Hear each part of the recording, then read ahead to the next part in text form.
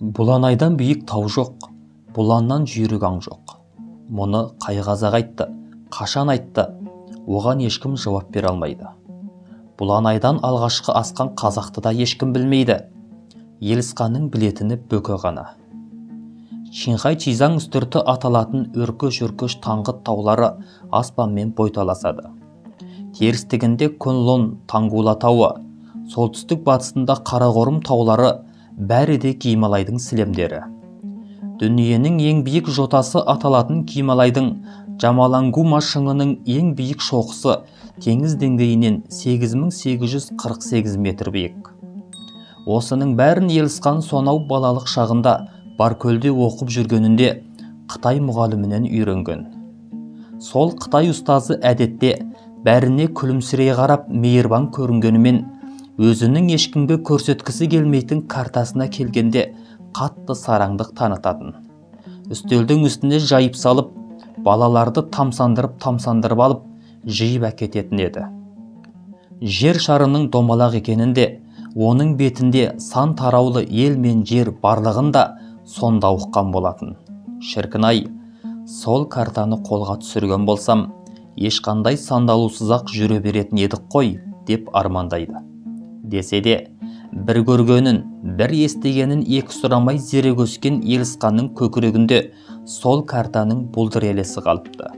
Мүмкін, сол жолы қарақшы қазақ деп боқтаған Қытай баласын қамшының астын алып сабамаған болса, жалғасты оқи берер меді, қайтер еді. Онда білетіні бүгінгіден де көп болар еді ғой.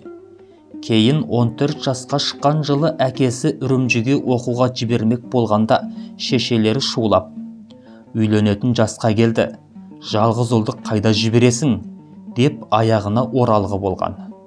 Ол кезде інілері әлі өмір есігін ашпаған, бір шаңырақтың алақанына салған жалғыз еркесі өзі болды. Баркөлдегі сол аз оқуы мен Қытай мұғалімінің картасы алдамапты. Ойына алған сайын көз алдына тарам-тарам жолдар елестеп, алдында белгісіз сорап шұбала көсіліп жатқандай болады.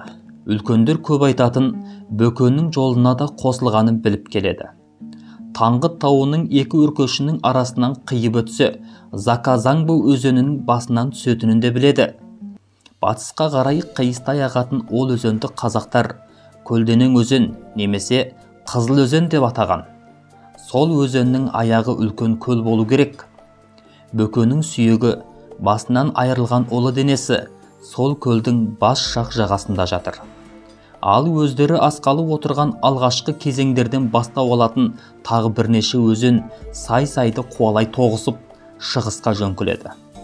Қытайдың атақты Шаңжаң, Хуаңхы өзендері міне осы Таңғыт жотасынан бастау алады. Қазақтар Шаңжаңды Еренсу, Хуаңхыны Сарыөзен деп атаған. Бұлар Елісқанның мектепте оқығандарына үлкендердің әңгімесін қосып түйіндеген жол жобасы. Сол жобасы бойынша алдындағы аймақтарды көкірек көзімен шолып келеді. Айналайын, кеудесі алтын сандық кәрілер Бөкенің әңгімесін таңды таңға жалғап жырғалатын. Құлдыққа бас имей азаттық еркіндік аңсап, Алтайдан Еренқабырға Боғдаға, одан Такламаканды кесіп өтіп, Таңғыт тауларына бет алған Бөкі, Алтынтаудың батыс сағасындағы газ темірлік өңірін мекендеп, үлкен Құмкөл мен кіші Құмкөлдің арасында Қытайдың қуғыншы жасағымен қатты соғысыпты. Шайқаста інісі Шөке оққа ұшып, жаудың жасағын қынадай қырып, Уаң және Жаң деген атақты әскери қолбасшыларын да жаһаннамға аттандырған екен. Қашқан әскердің бір бөлімі көл жағасындағы құйға батып өліпті. Бұл өңірдің ұзақ мекен болмасын біліп, сол жылы құмды қыстап, малын күйлеп, азық түлігін дайындап, Гималайдың Күнлун аталатын осы сары жонының бұқа асуына бет алады. Елісқандар тауға солтүстік бүйірінен келсе, Бөкелер батыс солтүстік жағынан қиыстай келген. Асқарынан адам төгілі құс ұшып өте алмайтын қарлы кезеңнің аңшылар жүретін соқпағы көп болғанымен, шұбырынды керуен өтетін кезеңі біреу ғана. Небір машақаттарымен осы қарлы кезеңнен асып, Тибет жеріне өткен Бөкі ендігі жерде жергілікті әкімнің қудалауына түседі. Әкім Бөкені шақырып алып өзіне: орталық бөкені өлтіріп, басын алып, елін Шыңжаңға қайтару туралы жарлық шығарған. Сол бөке сіздің қарашаларыңыздың арасында жасырынып жүр екен деген шағым түскенін айтып, оны райынан қайтармақ болады. Бірақ бөке көнбейді. Осы кезде бөкені қудалаған Қытай үкіметі қатты қолдылық емес, жұмсақтық тәсіл керек деген жарлық түсіреді. Осыны ұстанған Тибет әкімі бөкені Ласаға қонаққа шақырып, тамағына у қосып береді. Бөке ауылына келгеннен кейін өне бойына сулы бөрткен қаптап, 3 күннен кейін көз жұмады. Аңдыған жау ауылды басып алып, өлгеніне 10 күн ғана болған бөкенің көрін ашып, басын кесіп алады. Елді кері айдайды.